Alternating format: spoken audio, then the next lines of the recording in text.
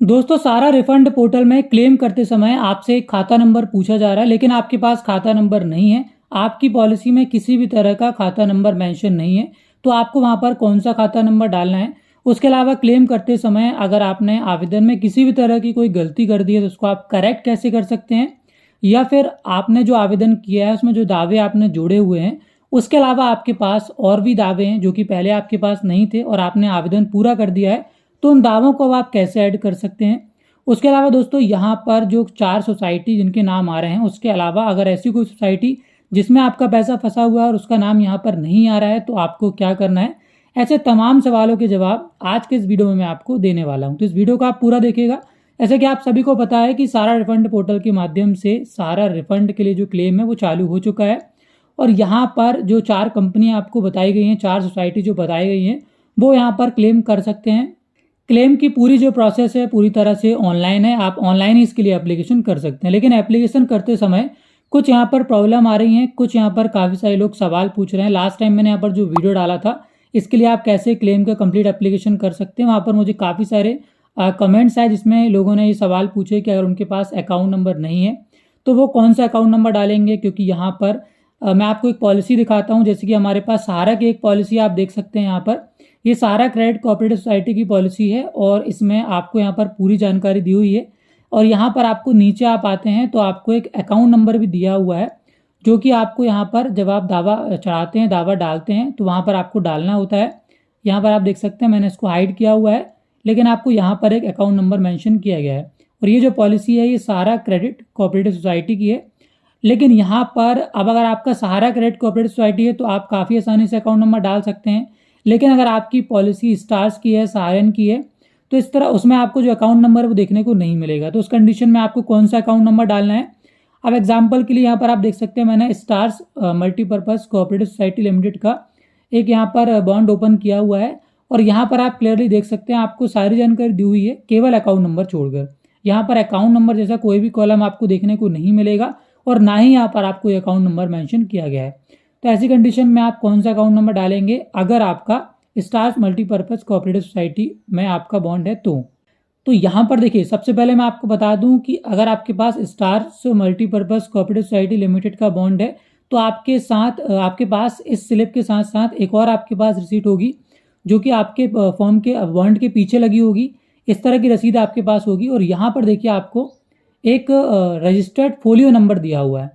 तो यहाँ पर आप देखेंगे दूसरे नंबर पे आपको दिया गया है रजिस्टर्ड फोलियो नंबर, और ये जो नंबर है आप अकाउंट नंबर में डाल सकते हैं। मैं केवल बात कर रहा हूँ stars multipurpose cooperative society limited की, ठीक है। उनके पास अगर ये बॉन्ड है, ये पॉलिसी है, तो वो यहाँ पर रजिस्टर्ड फोलियो नंबर डाल सकते हैं। क्योंकि आपको पता है फॉर्म में जहाँ पर आपसे खाता संख्या पूछा गया है तो यहाँ पर केवल 11 डिजिट आपसे ले रहा है, केवल 11 डिजिट ही आपको यहाँ पर एंटर करने के लिए दिया जा रहा है। तो ऐसी कंडीशन में आपकी पॉलिसी में केवल यही जो नंबर है रजिस्टर्ड फोलियो नंबर, यही केवल 11 डिजिट का है। और इस बात का कंफर्मेशन यहाँ पर मैंने सहारा के जो एजेंट है उनसे लिया है। तो यहाँ पर उन्होंने मुझे यही बताया है कि अगर उनका स्टार्स मल्टीपर्पज़ कोऑपरेटिव सोसाइटी में बॉन्ड है तो ऐसी कंडीशन में खाता संख्या की जगह पर वो folio number, registered folio number डाल सकते हैं। उसके बाद हम बात कर लें सहारन यूनिवर्सल मल्टीपर्पज़ सोसाइटी लिमिटेड की या फिर हमारा India credit cooperative society limited की। तो उनके लिए मैं आपको बता दूं कि आपकी पॉलिसी में भी आपको 11 डिजिट का कोई ना कोई नंबर दिया होगा, चाहे फिर वो कंट्रोल आईडी हो या फिर रजिस्टर फोलियो नंबर हो, तो वो नंबर यहाँ पर आप खाता संख्या में डाल सकते हैं।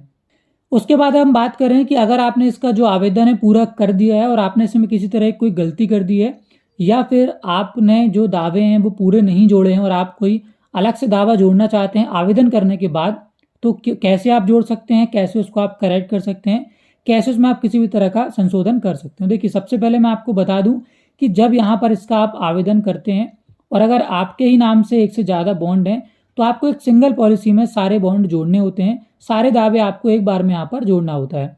दावे जोड़ने के लिए जैसे यहाँ पर आप तीसरे नंबर में आते हैं तो यहाँ पर आपको सोसाइटी का नाम डालना है, उसका पूरा विवरण डालना है, सदस्यता संख्या, खाता संख्या, रसीद संख्या, प्रमाण पत्र, पासबुक नंबर, खाता खोलने की तिथि और जमा और योगदान राशि।